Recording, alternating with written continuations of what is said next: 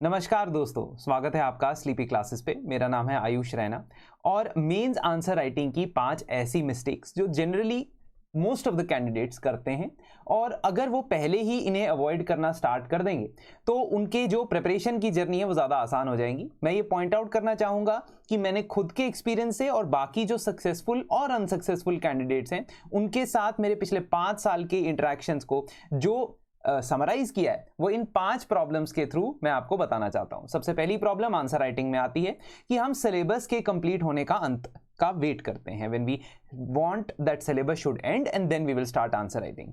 देखिए, इसमें ना एक परफेक्ट स्लॉट होता है, एक परफेक्ट टाइम होता है जब आप आंसर राइटिंग स्टार्ट करते हैं।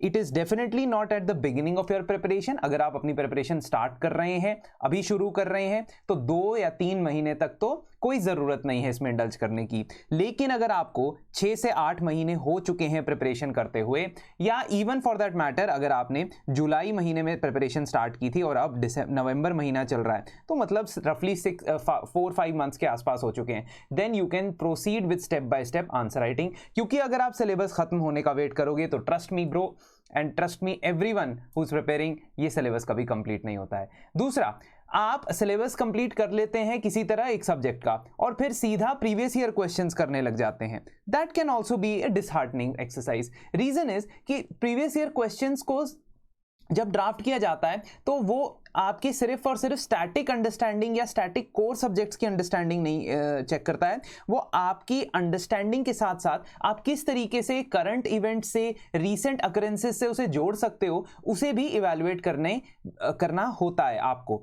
सो now what you need to understand is कि जैसे मैंने मान लीजिए पॉलिटी पढ़ लिया, गवर्नेंस पढ़ लिया और उसके बाद मैं डायरेक्टली इस सवाल पे आ गया, तो मुझे थोड़ा सा हेजिटेशन होगा इस क्वेश्चन के बारे में सोचने और इसे अटेम्प्ट करने में। So it is not as if आप पहले ही प्रीवियस ईयर क्वेश्चंस के ऊपर चले जाओ कि doctrine of democratic governance makes it necessary that the public perception of integrity and commitment of civil servants becomes absolutely positive. Discuss now this is a question जिसमें आपको थोड़ा नहीं, इनफैक्ट बहुत ज्यादा रीसेंट और अकरेंसेस के बारे में बात करनी होगी और जो ट्रेडिशनल प्रॉब्लम्स विद ब्यूरोक्रेसी है, traditional problems with civil servants है, उनको भी केटर करना होगा, इसे इंटीग्रेट करना होगा। तो अगर आप सीधा सब्जेक्ट पढ़ के सीधा ही पहला क्वेश्चन पीवाईक्यू उठा लिया और उसको लिखना स्टार्ट करने की कोशिश किया, आप डिमोटिवेट हो सकते हैं, तैयारी छोड़ भी सकते हैं कि मैं ये मेंस की तैयारी नहीं करूंगा, पहले प्री हो जाने दो, और ये सबसे बड़ी भूल होगी। तीसरा, डिमांड ऑफ द क्वेश्चन को एड्रेस नहीं करना, बिकॉज आप उस टॉपिक को जानते हो लेकिन क्वेश्चन को आपने ध्यान से नहीं पढ़ा। जैसे यहां पे मैं बहुत सारे आंसर कॉपीज इवैल्यूएट करता हूं अपने प्रोग्राम्स के अंदर, तो one of the student has written an answer जहां पे क्वेश्चन था, मैं पढ़ के बता देता हूं, discuss the distribution of oil and natural gas in India and it's impact on socio economic terms. अब ये स्टूडेंट जो है, इन्होंने बेहतरीन तरीके से मैप के जरिए दिखाने की कोशिश की है कि किस तरीके से ऑयल एंड गैस का डिस्ट्रीब्यूशन है भारत में, कहां कहां पे ऑयल और कहां कहां पे नेचुरल गैस पाई जाती है। परंतु प्रॉब्लम इसमें यह है कि क्वेश्चन में डिस्कस करने के लिए कहा गया था और आगे जो भी इन्होंने आंसर में लिखा है वहां पे इन्होंने डिटेल में कुछ लाइंस नहीं लिखी है, एक्सप्लेन करने की कोशिश नहीं की है कि इन्हीं एरियाज में क्यों ये ऑयल एंड गैस मिलता है, या इन एरियाज में स्पेसिफिकली कब और कहां और किस तरीके से ऑयल एंड गैस मिलता है। कहने का मतलब है कि मैं पॉइंट आउट करने के लिए या हाईलाइट करने के लिए कहता तो फिर ये आंसर सही चल रहा था, लेकिन डिस्कस करने के लिए कहा है और इसको अगर आपने इग्नोर किया तो आपको लगेगा कि आपने सही आंसर लिखा है, लेकिन आपने सही आंसर नहीं लिखा होता है। मिस्टेक नंबर 4, कुछ लोग इवैल्यूएशन नहीं करवाते हैं या करते नहीं है, इवैल्यूएशन के किसी पीयर ग्रुप में इन्वॉल्व नहीं होते हैं, या गलत तरीके की इवैल्यूएशन करवाते हैं, या इवैल्यूएशन के फीडबैक को बहुत सीरियसली लेते हैं। सो इवैल्यूएशन से जुड़े बहुत सीरियस प्रॉब्लम्स होते हैं और एक स्केल ऑफ प्रॉब्लम्स है। नंबर 1, वो फीडबैक ही नहीं ले रहे हैं, बस आंसर्स लिख रहे हैं, and that answers are also not written in a timed fashion. Untimed fashion में आंसर लिखना और उस पर फीडबैक ना लेना इज वेस्ट ऑफ टाइम, क्योंकि अगर आप इस प्रैक्टिस को ऑप्टिमाइज नहीं करते हो यूपीएससी के रिक्वायरमेंट के हिसाब से, तो आप जितने मर्जी आंसर लिख लो, सबसे पहले तो टाइमिंग आपकी जो है वो रिड्यूस प्रोग्रेसिवली नहीं हो पाएगी। दूसरा, उस प्रोसेस को समझना कि कैसे पहले से ही स्ट्रक्चर को इमेजिन करना है, कैसे पहले से ही कुछ पॉइंट्स रेडीमेड अगर आपके दिमाग में हो तो आप आंसर लिखना तो कम से कम स्टार्ट कर सकते हो, और लिखते लिखते ऐसा हो सकता है कि 2 से 3 पॉइंट एडिशनल आपके माइंड में आ जाए। ये प्रैक्टिस तभी बनेगी जब नंबर 1 आप डेली रूटीन के अंदर आंसर लिखते हो, दूसरा उसे इवैल्यूएट करवाते हो, और तीसरा इवैल्यूएट को सिर्फ उतना सीरियसली लेते हो जहां तक वो आपको कुछ वैल्यू एडिशन दे रहा है। मतलब कि उसके मार्क्स कितने आए हैं आपके, या उसमें आपको स्कोर कितना दिया गया है, इस पे फोकस नहीं कर रहे हो, आप फोकस कर रहे हो सिर्फ इनपुट्स पे।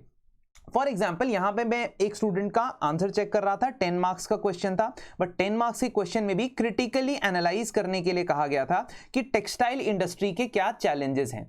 अब जब क्रिटिकली एनालिसिस आपने देना है टेक्सटाइल इंडस्ट्री के चैलेंजेस का, तो उसके साथ साथ जब भी किसी क्वेश्चन में चैलेंजेस पूछे जाते हैं तो ये इंश्योर करना है कि आप किसी प्रकार का वे फॉरवर्ड बताएं। आपसे नहीं भी पूछा गया है तो भी बताएं। अब ये छोटी छोटी चीजें हर एक क्वेश्चन में कैसे इनकॉर्पोरेट करनी है, अपने आप में एक थोड़ा चैलेंज हो जाता है। और अगर आपके पास कोई गाइड हो इसको करने के लिए तो मुझे लगता है कि ये बेहतरीन तरीके से हो सकता है। 5वीं प्रॉब्लम बताने से पहले मैं एक आपको आइडिया देना चाहता हूं कि हमारा जो मेंस मेंटोरशिप बैच है उसका लास्ट बैच स्टार्ट होने वाला है 25 नवंबर से। तो 25 नवंबर से आपके 2 महीने की आंसर राइटिंग का एक तरीके से लगा लो बूट कैंप लगने वाला है, जिसके अंदर हम एक्सटेंसिवली 96 क्वेश्चंस कवर करने वाले हैं। ये कोर्स का जो पर्पस है वो सिलेबस कंप्लीट करना नहीं है, ये मैं पहले ही बता दूं। सिलेबस कवरेज आपको मिल जाएगी लेकिन सिलेबस कंप्लीशन के लिए नहीं है। ये सिर्फ और सिर्फ आपके आंसर राइटिंग को ऑप्टिमाइज करने के लिए है, आपकी प्रैक्टिस बनाने के लिए है, आपके इनर्शिया को खत्म करने के लिए है। लेकिन beyond that, what this time we have done is we have added so many features which are exclusive और customized for you। जैसे इस पर्टिकुलर प्रोग्राम के सारे आंसर्स मैं इवैल्यूएट खुद करने वाला हूं। दूसरा, इस इवैल्यूएशन के बाद आपकी वीकली डिस्कशन होगी, लाइव डिस्कशन, जिसमें मैं सारे आंसर्स डिस्कस करूंगा। हमारा पर्पस सिर्फ आपको मॉडल आंसर प्रोवाइड करना नहीं है। मॉडल आंसर वाले और डेली आंसर राइटिंग वाले प्रोग्राम आपको मिल जाएंगे, लेकिन हमारा पर्पस है कि स्पेसिफिकली आपकी जो आंसर्स में कमी है, परेशानी है, उसको एड्रेस कैसे किया जाए। इसके लिए हम 1-on-1 सेशंस भी करेंगे, जिसमें मैं आपको गाइड करूंगा कि आपके स्पेसिफिक इश्यूज को, जो आपके आंसर में कमियां हैं, उसको कैसे इंप्रूव किया जा सकता है। And with that discussion it will become a programme जिसमें मेंटोरशिप का बहुत इंपॉर्टेंट रोल हो जाता है। तो I will be taking care of each and every one of you so that you don't falter at any step. You are in the right direction. You are focused in the right direction. And lastly, very important thing is कि आप इसके अंदर and में full length test भी attempt कर सकते हो। तो 4 फुल लेंथ टेस्ट भी आपको अवेलेबल होंगे। इस बैच की जो शुरुआत है वो 25 नवंबर से होने वाली है, और इसका शेड्यूल भी आपको मैं PDF के थ्रू अटैच करवा दूंगा। वैसे शेड्यूल मैं यहाँ पे दिखा भी देता हूँ आपको, ठीक है। I have the schedule as well. So the schedule starts from 25 November, जहां से पहले ओरिएंटेशन क्लासेस होंगी, और फिर आपको पहले से ही पता होगा कि कौन से दिन पे कौन से टॉपिक का, सब्जेक्ट के कौन से टॉपिक का क्वेश्चन पूछे जाएंगे। सो 2 questions every day will be put forward to you. अब इसके अलावा आप जब 1-on-1 आंसर्स अपने मेरे साथ डिस्कस करते हो तो वहां पे मैं आपके स्पेसिफिक इश्यूज आपके ही होंगे। Some subjects you will be weak, कहीं पे आप स्ट्रांग होंगे, कहीं पे आपकी हैंडराइटिंग की इशू होगी, कहीं पे आपकी वर्ड लिमिट की इशू होगी, कहीं पे आपकी टाइमिंग की इशू होगी। तो आपके रिलेटिव जो सब इश्यूज हैं कस्टमाइज तरीके से उनको डील करेंगे हम इस प्रोग्राम के अंदर। And also because of this हमारा बहुत ही लिमिटेड इनटेक रहेगा, because I am a human after all. तो मैं ऐसे बहुत सारे स्टूडेंट्स के साथ नहीं कर सकता हूं डिस्कशन 1-on-1, तो लिमिटेड इनटेक है। आई होप कि आप इसमें इंटरेस्टेड रहेंगे, इस कोड का इस्तेमाल करेंगे तो 15% आपको डिस्काउंट मिलेगा। लास्ट मिस्टेक जो आंसर राइटिंग में होती है दोस्तों, वो है one size fits all approach. आजकल बहुत सारे आंसर राइटिंग प्रोग्राम्स आप देखते होंगे, बहुत कमेंडेबल काम किया जा रहा है। सबसे पहले तो आई वांट टू अप्रिशिएट कि आंसर राइटिंग गाइडेंस अच्छी चल रही है, ऐसा नहीं है। लेकिन एक मुझे जो ड्रॉबैक लगता है वो ये कि वहां पे one size fit all approach बनाया जा रहा है। कि आप एक तरीका सीख लो और उसी तरीके को टेम्पलेट बना दो। नाउ द प्रॉब्लम इज कि ये दिस इज गुड, और GS1, GS2, GS3 के मैक्सिमम नंबर ऑफ क्वेश्चंस में ये बहुत ही अच्छे तरीके से काम करता है। मैंने खुद इस तरीके को इस्तेमाल करके डिसेंट मार्क्स स्कोर किए। But the problem is that अगर मैं इसको ही एक टेम्पलेट बना के एक मास प्रोडक्शन लाइन बना दूं, है ना, जिसमें सभी बच्चे एक ही तरीके के आंसर लिख रहे हैं, तो आपकी यूनिकनेस समाप्त होती रह जाएगी और एग्जामिनर को भी ये समझ आने लगेगा कि ये एक असेंबली लाइन के आंसर्स हैं। So there needs to be uniqueness in your answers. There needs to be some things that you have to do on your own, है ना। तो जैसे अगर मैं कहता हूं अपने इस प्रोग्राम के अंदर भी मैं बहुत स्टूडेंट्स को कहता हूं कि अपनी यूनिक अप्रोच भी ट्राई करते रहो जब आप आंसर्स लिखते हो, and I will encourage you people to do that in the programme as well. For example, अब मैं पहले अगर इस क्वेश्चन और इस क्वेश्चन को देखूं, ये GS1 का क्वेश्चन है, this is general studies 1, this is general studies 3, ठीक है। तो जनरल स्टडीज 1 में ये क्वेश्चन पूछा गया, how far is it correct to say that the First World War was fought essentially for the preservation of balance of power. This is a question जिसमें clearly आपका opinion मांगा हुआ है, because they want your opinion that whether it is correct to say this और not. इसमें आपका opinion matter करता है, और इसीलिए आप जहां तक बताओगे फर्स्ट वर्ल्ड वॉर के फैक्टर्स के बारे में, तो डेफिनेटली बैलेंस ऑफ पावर को मेंटेन करना एक एम था, एक ऑब्जेक्टिव था।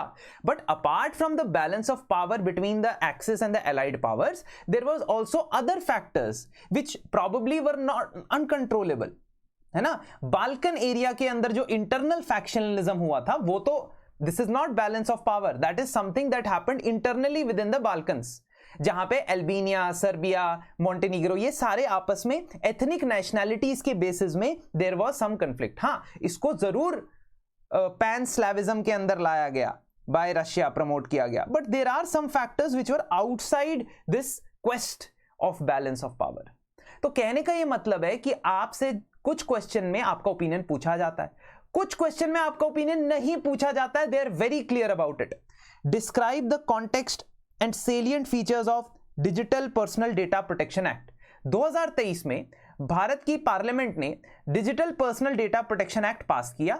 उसके कुछ सेलिएंट फीचर्स हैं, ठीक है, कि डेटा प्रोटेक्शन अथॉरिटी बनाई जाएगी, cross border transfer of data के ऊपर रिस्ट्रिक्शंस या रेगुलेशंस लगाई जा सकती हैं, डेटा फिडुशरी क्या होता है, डेटा ट्रस्ट क्या होता है, ये सब बताया जाएगा, ये फीचर्स हैं। पर आप पहले क्वेश्चन के पहले पार्ट को प्लीज इग्नोर मत करें। जनरली स्टूडेंट्स क्या करेंगे कि एक इंट्रोडक्शन लिख के सेलिएंट फीचर्स डालेंगे, लेकिन कॉन्टेक्स्ट का मतलब ये है कि तुम्हें ये बताना होगा कि 2017 में जब पुट्टस्वामी जजमेंट आती है, उसमें राइट टू प्राइवेसी के फंडामेंटल राइट बताया जाता है, जिसके बाद ये सिर्फ एक जुडिशियल कॉन्टेक्स्ट है, but there is economic context as well. Digital India का कॉन्टेक्स्ट है, volume and the velocity of the data that is transferred in today's times, that is collected with private and public entities, has increased enormously. अगर आप इस context को address करते हो, फिर Digital Personal Data Protection act की बात करते हो, तब ये आंसर जो है कंप्लीट होगा। Otherwise it will again be that case कि आपने आंसर तो लिख दिया, इनफैक्ट आपने बहुत सारे फीचर लिख दिए इस पर्सनल डेटा प्रोटेक्शन एक्ट के, लेकिन आप उसे जस्टिफाई नहीं कर पाए कॉन्टेक्स्ट के साथ। तो अगर आपने 2017 की जजमेंट, 2018 की BN श्री कृष्णा कमेटी, फिर उसके बाद 2019 के PDP बिल, फिर उसके बाद जॉइंट पार्लियामेंट्री कमेटी की रिपोर्ट, फिर उसके बाद 2022 में इस बिल को वापस ले लेना और 23 में दोबारा से ले आना, अगर इसकी टाइमलाइन बना दी तो डेफिनेटली आपको एक्स्ट्रा मार्क्स मिलेंगे। अब यही चीज हर क्वेश्चन में कैसे करनी है, कैसे इनकॉर्पोरेट करनी है, this is a healthy practice that you should incorporate starting में। कि ऐसा नहीं होगा कि ये अच्छी हैबिट है ना, अच्छी हैबिट है एग्जाम्पल देना, अच्छी हैबिट है टाइमलाइन बनाना, तो ये इनकलकेट करेंगे हम आपके आंसर राइटिंग के अंदर। तो 5 मिस्टेक्स रिवाइज कर लो कि मिस्टेक नहीं करनी है। सिलेबस कंप्लीट होने का वेट, प्रीवियस ईयर क्वेश्चन से स्टार्ट करना। You can go to previous year question, but कौन से, वो गाइडेड होना चाहिए, अपने आप से नहीं। Third is addressing the demand of the question has to be done। Fourth is evaluation से रिलेटेड जो गैमेट ऑफ प्रॉब्लम्स हैं जो आप फेस करते हो, और fifth is one size fit all approach से सारे आंसर लिखने की कोशिश करना। इन सभी प्रॉब्लम्स को हम एड्रेस करेंगे। अगर आप चाहते हैं एनरोल कर सकते हैं, अदरवाइज यूट्यूब पे मंडे से थर्सडे दोपहर 12 बजे मेरा लेक्चर आता है, जिसमें मैं एक क्वेश्चन रोज डिस्कस करता हूं। उसके थ्रू भी आपको बहुत सारे इनपुट्स मिल सकते हैं, बट वहां पे एक इशू है कि evaluation will not be done. ठीक है, तो इवैल्यूएशन के लिए मुझे लगता है कि आप कंसिडर कर सकते हैं। बाकी हमारी मुलाकात होती रहेगी और इसी तरीके से आप मेरी बातों से कुछ भी सीख पाते हैं तो मेरे लिए ये एक बहुत बड़ा सौभाग्य रहेगा। धन्यवाद और शुभ रात्रि।